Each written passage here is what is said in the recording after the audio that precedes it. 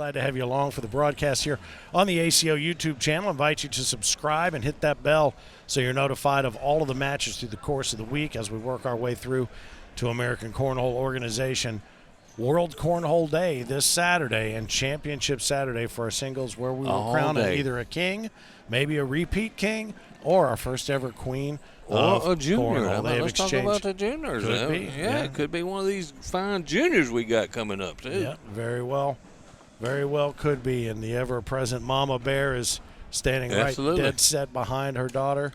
Maddie McBride's mom is there and a constant supporter. So glad to see everybody here. And it is interesting. And she's come out firing like Chloe did. Oh, and that's a nervous bag by Stacy Vangilder. That will be costly because, oh, boy. And that's coming down. I'm surprised she didn't. It dropped down before. That's a 7-spot to start. Right out of the chute, so some center court nerves. Stacy got that smile going, though. Stacy's going to always be smiling, though. Oh, yeah. For sure. 7-0. And, it's interesting. Upstairs that we talked about the tailgater event up here, it's also supported by 16 of our bag partners. Yeah. And you go down, and each of those bag partners probably has 30 different series of bags, right? Yeah. All different designs, all different colors, different patterns, different names, everything. Yeah. And yet, on center court, everybody seems to throw bags that look just like each other. They do. That's for sure. It doesn't even seem statistically possible. And they all look just like each other. I can tell these apart, though. Mm-hmm. That's for sure. But color-wise, it's interesting, that base color, depending on if they're throwing slick side or stick side down, it is kind of crazy. And what are those bags that she's throwing, that Maddie's throwing, did you say? She's throwing those Project 24s, Project 7. The 724s, Project 23s. 13s. She's throwing 13s, 13s, Project 13s. That's the one she whipped my butt with a couple weeks ago, too, by the way. We're not telling anybody that. Nope, nobody. As I mentioned, glad to have you along. If you're checking us out on the YouTube channel, subscribe and hit that notification bell so that you get updated on everything that we're going to be running through the course of the week and any new content we add throughout the course of subsequent weeks as we work our way from here to the Field of Dreams in Dyersville, Iowa, just a couple of weeks after we wrap things up here in Owensboro.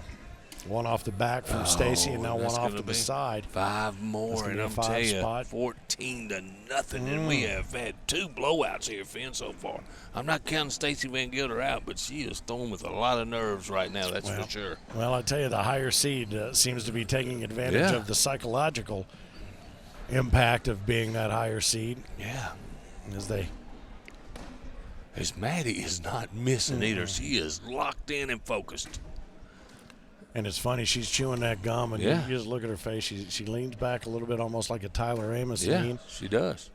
She locks it, rocks it, and lets it fly, and just a backside. Come on. Backside I think she's showing off there. Yeah. Stacy's got another one off. There's another one off the back. Stacy looks over toward her mom and like, what is going on? Oh, and she tried to do it again, just a little too hard. Now a low push. Oh, and that's 6 more. Going to be a 6 spot. Put her on 20. 20-0.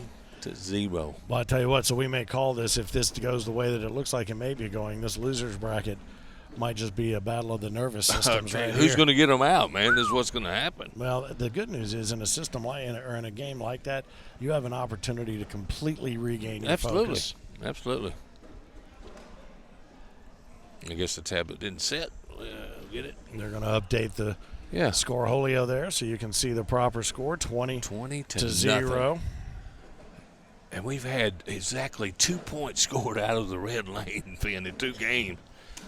It could be that red lane might be a jinx. Yeah, I tell you, and I think it was 15 in a row there for Maddie McBride until she missed that backside airmail. We've shot an airmail. Why not we roll one? Look at that, watch. Bloop, bloop, a good bag bloop. Right there, though. She tried to cut one, too. She did, yeah. She's practicing. And Stacy, instead of going for the point, she just kept it on the board to make sure the game kept going. She couldn't really make a mistake there. Yep, stayed there for the wash. That was just as gutsy as anything else. We know what it's like just to try to land that final bag on the board anywhere when you know you need to. How about I got a Karen English sighting in this building right now. You know, one of our players from back a few years ago was one of our dominant players, and this could end the game if Stacy leaves one short. Yeah. Don't expect that mistake to be matched by Maddie McBride. No. Ignore that one, and I In think the that is hole going to wins do the it. game. That's going to do it. That's going to do it. So Stacy gets fires the airmail a little bit late. That's going to do it. Another one. She's going to try it off the back, and that's going to do it. So 21-2 and 21-0 are our first two women's player of the season games, and that sets up the match now between Chloe Arrington, the number 2 seed, and Maddie McBride, the number 1 seed. What do you?